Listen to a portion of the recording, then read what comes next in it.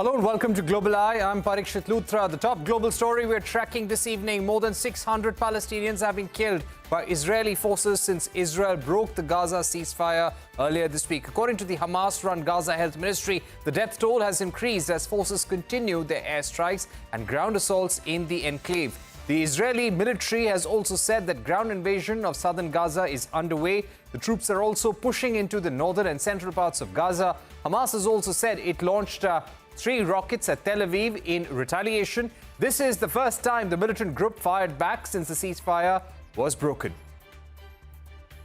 Let me go across now to Gideon Levy, Israeli journalist and author. Thank you very much for joining us, Mr. Levy. Let me begin by asking you, why do you think Netanyahu ended the ceasefire earlier this week? I mean, there's no room for speculations. The facts are talking.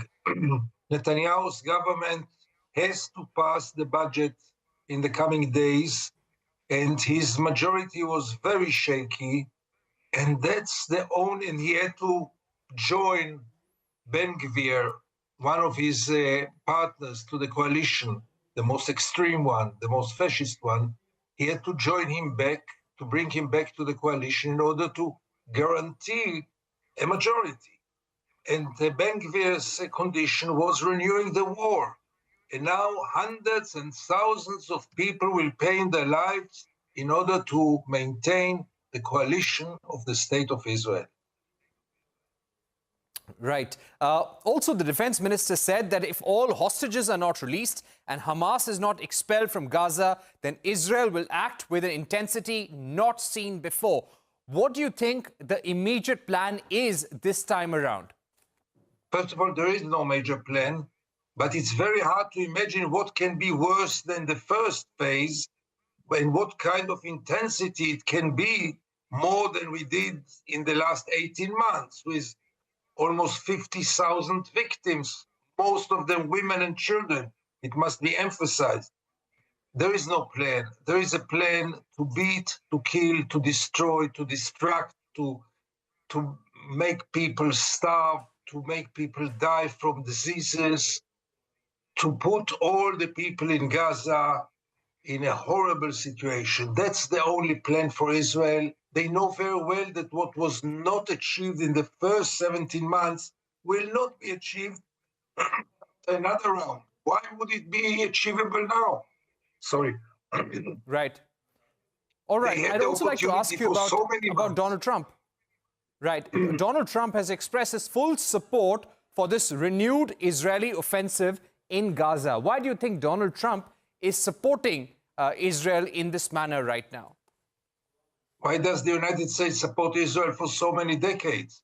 But this time it is crucial because the first days of Trump in power were a bit promising because he sent his envoy, and his envoy within hours convinced Prime Minister Netanyahu to implement the first phase of the ceasefire agreement. And those were very good and very promising news. But soon after, we realized that Donald Trump really couldn't care less about the fate of the Palestinians. And he practically gave a green light to Netanyahu to go wild, to do whatever he wants, without any limits, by the way, without any conditions.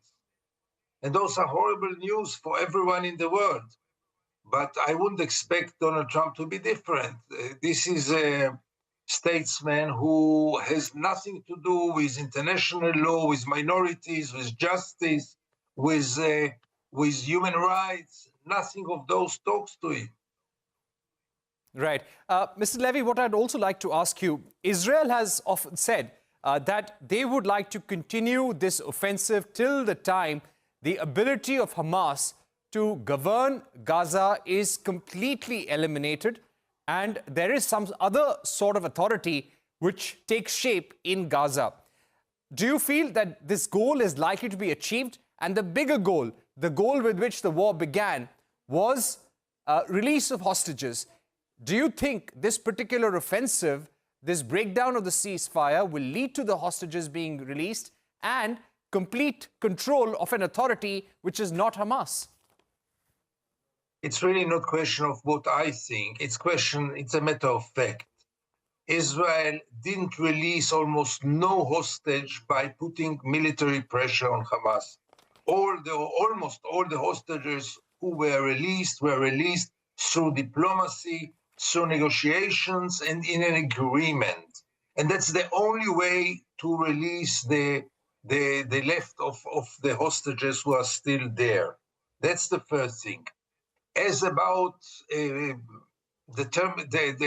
bringing the rule of Hamas to its end in Gaza, again, 17 months and Hamas is live and kicking, and politically it is still as strong as it was before. Military, it's weaker, but another 17 months will not change it. It is impossible to do so, especially when there is no alternative to Hamas. Who is going to replace Hamas? Nobody has an answer to it. But in any case, nothing will happen without the approval of Hamas. Hamas is there. We may like it, we may not like it, but it's a matter of fact. All right, Mr. Gideon Levy, thank you so much for joining us on Global Eye, giving us your view on the very sad state of affairs in Gaza and a prolonged war that we are looking at this juncture. We're taking a short break on Global Eye, but coming up next, Russia and Ukraine have agreed to pause attacks on energy infrastructure for 30 days. A special discussion when we return.